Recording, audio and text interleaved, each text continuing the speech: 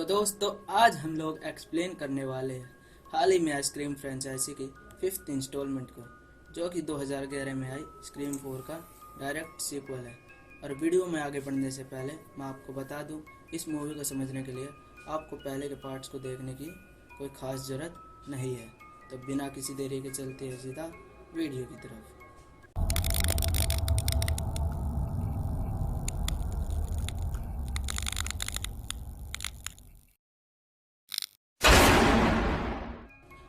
Movie की शुरुआत classic वे में होती है, जहां हमें टेरा नाम की एक लड़की को दिखाया जाता है, जो कि अपने घर पर अकेले होने के कारण अपनी फ्रेंड एम्बर से टेक्स्ट पर बात कर रही होती है कि तभी उसका लैंडलाइन फ़ोन बजता है और वो उसे पिक कर लेती है। एक अननोन पर्सन उसे अपना नाम चार्ली बताकर उससे बातें करने लगता है। रियलाइज़ होता है कि जो भी वो बता रही है सब उसी के साथ हो रहा है, यानी कि वो मरने वाली है। फिर वो फ़ोन कट करके सभी इलेक्ट्रिकल डोर को लॉक कर लेती है, पर तभी वो किलर एम्बर के फ़ोन से टेरा को टेक्स्ट करके उसे फ़ोन उठाने को बोलता है, वरना वो उसकी फ्रेंड को मार डालेगा। फिर टेरा के फ़ोन उठाने पर वो उससे गेम खेलने को बोलता है, जो कि एक और फेमस डायलॉग है गोस्ट फेस का। खैर, इन सब के बीच वो उसे 2 सवालों का जवाब सही से दे देती है, जिसमें पहला अपने आप से, दूसरा इंटरनेट से। बट तीसरा सवाल वो उसे स्टैब यानी स्क्रीम के बारे में पूछता है कि उसमें किलर कौन था। तो टेरा उसे जवाब देती है बिली, मगर वो गलत थी, क्योंकि स्टैब में किलर था नहीं, बल्कि किलर थे बिली लूमिश और स्टोई मार्कर। वो कहता है कि अब एम्बर मरेगी। तभी टेरा गेट खोलकर एम्बर को बचाने के लिए जाती है और उसके सामने होता है गोस्ट फेस, जो कि टेरा को नाइफ मारकर घायल कर देता है। बट वो किसी तरह से गेट को वापस लॉक कर लेती है, मगर घर के डोर अपने आप अनलॉक हो जाते हैं, यानी कि किलर ने टेरा के फ़ोन को भी हैक कर लिया था। टेरा अपने आप को बचाने की कोशिश करती है, मगर किलर उसका पैर तोड़कर उसे नाइफ मार डालता है। नेक्स्ट सीन शिफ्ट होता है और हम देखते हैं टेरा की बड़ी बहन समैंथा को, जिसे टेरा के बारे में पता चल गया था, और वो अपने बॉयफ्रेंड रिची के साथ टाउन की तरफ निकल जाती है। आगे हम देखते हैं टेरा के फ्रेंड ग्रुप को, जिसमें होती है एम्बर, दूसरा चैड, तीसरी उसकी बहन मिंडी और चैड की गर्लफ्रेंड लिव, और विस को, जिसने सैम को टेरा के बारे में बताया था। ये सभी किलर के बारे में बात कर रहे होते हैं कि तभी ये लोग विंस को देखकर उस पर शक करने लगते हैं, जो कि लिव का एक्स बॉयफ्रेंड था और ये टेरा को भी कई बार परेशान करता था। फिर उन लोगों को हॉस्पिटल से टेरा का मैसेज आता है और वो टेरा से मिलने हॉस्पिटल चले जाते हैं। यहाँ ये दोनों भी टाउन में आ गए थे और रिची कहता है कि उसने स्टैब यानी कि स्क्रीम नहीं देखी है। फिर सैम उसे स्टैब के बारे में बताते हैं, साथ ही ये काफ़ी हॉरर मूवीज़ की बातें भी करते हैं। टेरा सैम को देखकर काफ़ी खुश हो जाते हैं। नेक्स्ट सीन शिफ्ट होता है और हम देखते हैं पूरे ग्रुप को एक बार में, जहाँ लिव के पीछे विंस भी आ जाता है, जिसे देखकर चैड उससे भिड़ जाता है और बार ओनर विंस को वहाँ से भगा देते हैं। बाहर जाकर वो सुसु कर रहा होता है कि तभी किलर उस पर हमला करके उसे मार डालता है। उधर सैम को नाइटमेयर आने लगते हैं, जिससे उसकी आंखें खुल जाती है और वो रिची को देखती है, जो कि किलर से बचने के लिए स्टैब मूवीज़ को देख रहा था। फिर सैम बाहर जाकर अपनी दवाइयाँ ले रही होती है कि तभी उसे दिखाई देने लगता है बिली लूमिस। वो इसलिए क्योंकि बिली सैम का डैड था, और वो सैम से कहता है कि तुम टेरा को सब बता क्यों नहीं देती। कि तभी उसके पास किलर का कॉल आता है और वो कहता है कि मैं तुम्हारे फैमिली सीक्रेट्स के बारे में जानता हूँ। सैम उसे यहाँ आने की धमकी देती है कि तभी वो गेट के पीछे से आकर उस पर अटैक कर देता है। वो किसी तरह से अपने आप को बचाकर पुलिस को वहाँ बुला लाती है, मगर उन्हें वहाँ कोई नहीं मिलता। जूडी वहाँ आकर उन सबका बयान लेती है और वो एम्बर पर शक करने लगती है, क्योंकि उसके फ़ोन से कॉल आया था, पर वो कहती है कि मेरे पास फ़ोन नहीं था। फिर ऑफिसर जूडी सैम को बाहर ले जाकर उसे टाउन से वापस जाने को कहती है, क्योंकि उसे सैम के पास्ट के बारे में काफ़ी कुछ पता था और उसका यहाँ रहना ठीक नहीं था। फिर वो टेरा के पास जाकर उसे सब कुछ बता देती है कि जब वो 13 साल की थी तो उसे अपनी मोम की डायरी मिली थी, जिसमें लिखा था कि जब सैम की मोम उनके डैड के साथ रिलेशनशिप में थी तो वो प्रेग्नेंट हो गई थी, मगर वो बच्चा इनका नहीं बल्कि बिली लूमिस का था, और सैम के डैड को उनकी मोम ने बताया कि ये बच्चा उनका है, फिर वो उनसे शादी करके ठीक ठाक रहने लगे। बट सैम के थ्रू सच पता लगने के बाद उनके डैड ने इनको छोड़ दिया और इन्हें पास्ट इंसिडेंट के कारण सैम ने भी घर छोड़ दिया था। ये सब सुनकर टेरा के होश उड़ जाते हैं और वो गुस्से में सैम को बाहर भगा देती है और रिची भी ये सब सुन लेता है, मगर उसे कुछ खास फर्क नहीं पड़ता क्योंकि वो सैम से प्यार करता था और उसे छोड़ना नहीं चाहता था। फिर वे दोनों डुई रेली के पास जाते हैं किलर के बारे में जानने के लिए, जो कि अपनी डाइवर्स वाइफ गेल की न्यूज़ देख रहा था। वो इन्हें 3 रूल बताता है किलर से बचने के। पहला, जिससे प्यार करते हो उस पर भरोसा मत करो, वरना मौका मिलने पर वही तुम्हें मार डालेगा। बट रिची कहता है कि मैं तो सैम के साथ 6 महीने से दूसरे टाउन में था। और दूसरा रूल, किलर का मोटिव जुड़ा होता है हमेशा पास्ट से। और तीसरा और आखिरी रूल कि फ्रेंड्स का एक ग्रुप होता है जिनमें से कोई एक ही किलर होता है। अब सैम उससे हेल्प मांगते हैं, मगर वो उन्हें वहाँ से भगा देता है क्योंकि खतरा तो उसे भी था। फिर वो उनके जाने के बाद कॉल करता है स्क्रीम की मेन कैरेक्टर और अपनी पुरानी साथी को, और वो बताता है कि किलिंग फिर से शुरू हो गई। साथ ही वो उसे टाउन में वापस ना आने को कहता है। फिर सिडनी उसे सबको प्रोटेक्ट करने के लिए कहती है और वो गेल को भी मैसेज करके सब बता देता है। फिर वो अपना सामान और गन निकाल कर उनके हेल्प करने के लिए उनके पीछे चला जाता है, जहाँ हम देखते हैं चैड और पूरे ग्रुप को। फिर सैम सबको बताती है कि वो बिली लूमिस की बेटी है और सब एक दूसरे पर शक करने लगते हैं।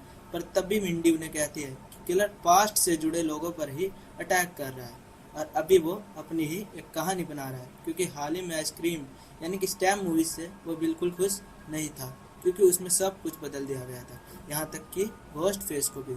उसकी बात सुनकर ये सब सोचने लगते हैं कि किलर कौन हो सकता है। फिर मिंडी कहती है कि परफेक्ट रिक्वल के हिसाब से सैम ही किलर हो सकते हैं, जिसे सुनकर वो गुस्से में वहाँ से चली जाती है और कार में उसे बिली के विजन आने लगते हैं जो कि उसे भड़का रहा था और डरपोक कायर भी कह रहा था। उधर हम दूसरी तरफ देखते हैं वेस को, जो कि शावर ले रहा था और उसकी मोम कुछ सामान लेने के लिए बाहर चली जाती है कि तभी इसे कॉल आता है किलर का, जो कहता है कि वेस मरने वाला है। ये सुनकर वो कार को वापस घर की तरफ घुमा लेती है और जैसे वो घर के मेन गेट के पास पहुंचती है, किलर उस पर अटैक करके उसे मार डालता है।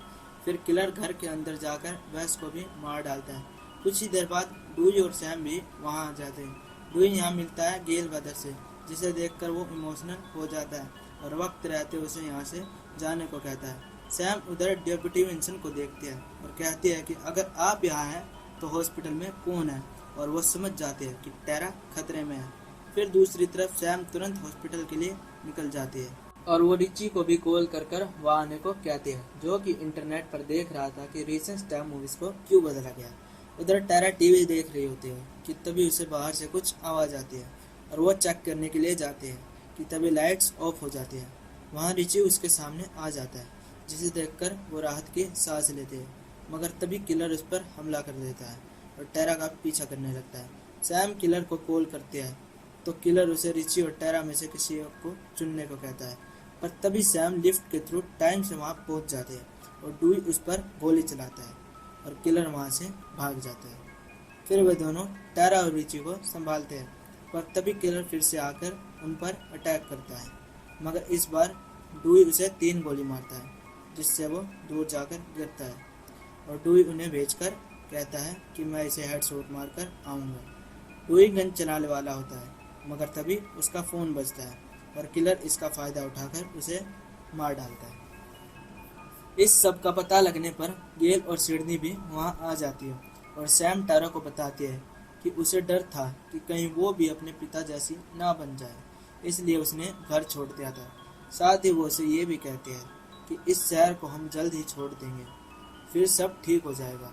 और वो तीनों वहाँ से जाने लगते हैं और सिडनी सैम को कहती है कि भागने से कुछ नहीं होगा, बल्कि उन्हें यहाँ रुककर इनकी हेल्प करनी चाहिए क्योंकि किलर इनका पीछा करता रहेगा। मगर सैम उसे मना कर देती है और कार में बैठकर चली जाती है। पर जाने से पहले सिडनी ने उनकी कार पर ट्रैकर लगा दिया था क्योंकि उसे पता था कि किलर इनका पीछा जरूर करेगा। अब रास्ते में टेरा को याद आता है कि वो अपना इनहेलर हॉस्पिटल में ही भूल गई है। फिर रिची कहता है कि हम वापस नहीं जाएंगे और टेरा कहती है कि हम चलेंगे एम्बर के घर क्योंकि उसका एक और इनहेलर वहीं रखा है।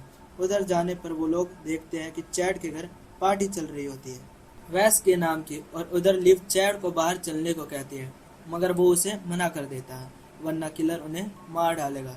और वो गुस्सा होकर बाहर चली जाती है। उसे ढूंढने चैड भी बाहर आ जाता है और वो लिव की लाइव लोकेशन को देखकर उसका पीछा करने लगता है कि तभी घोस्टफेस उसे घायल करके मारने वाला होता है, मगर वो सैम की कार को आता देखकर वहां से भाग जाता है। फिर वे तीनों पार्टी में जाकर सबको भगा देते हैं। एम्बर इनहेलर लेने के लिए जाती है। दूसरी तरफ सिडनी और गेल सैम की लोकेशन का पता लगा लेते हैं और वो उसे फ़ोन करके बताती है कि जहाँ तुम हो वहीं पर पहले किलर्स ने सबको मारा था। अंदर मिंडी मूवी देख रही होती है कि तभी किलर उस पर पीछे से अटैक कर देता है, मगर सैम आकर उसे बचा लेती है और वो फिर वहाँ से भाग जाता है। सभी लोग एक जगह पर इकट्ठे हो जाते हैं और लिव वहाँ आती है जिसके हाथों पर खून लगा हुआ था और वो बताती है कि मुझे बाहर घायल चैड मिला था। और तभी सब एक दूसरे पर शक करने लगते हैं और यहाँ रिवील होता है पहला किलर। मैंडी लिव के सिर में गोली मारकर उसे मार डालते हैं। सभी अपनी जान बचाने के लिए इधर उधर भागने लगते हैं और रिची सैम से कहता है कि टेरा ही किलर है, क्योंकि ओरिजिनली 2 ही किलर होते हैं। वहाँ सिडनी और गेल भी पहुँच जाती है। एम्बर बाहर आकर ऐसे दिखाती है कि वो घायल है, मगर उन्हें उस पर शक हो जाता है और तभी एम्बर गोली चलाती है जो कि गेल को जाकर लगती है और वो घर के अंदर भाग जाती है। दूसरी तरफ सैम को टेरा एक क्लोजेट में बंद मिलती है। सैम उसको खोलने लगती है, मगर उसे शक होता है और वो रुक जाती है। इधर सिडनी भी अंदर आ जाती है और एक गोली को चलाती है जो कि गलती से रिची को लग जाती है। तभी एम्बर पीछे से आकर उसे नीचे गिरा देती है।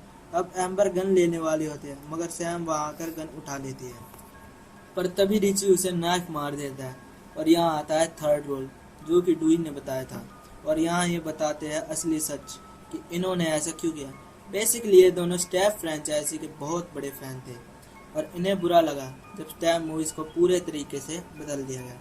तब इन दोनों ने इंटरनेट पर मिलकर प्लान बनाया कि वो ये सब करके एक परफेक्ट स्टैप मूवी की कहानी को क्रिएट करेंगे और ये बताते हैं कि अब वो इन सबको मार कर सारा इल्ज़ाम सैम पर डाल देंगे।